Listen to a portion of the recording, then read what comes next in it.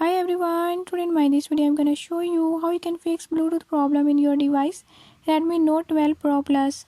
In this device Redmi Note 12 Pro Plus, if your Bluetooth is not working or is not connecting with any other device, I'll tell you few tips and tricks that you can use to fix it. Before I start, if you're new to my channel, don't forget to subscribe and press bell icon. Watch complete video and learn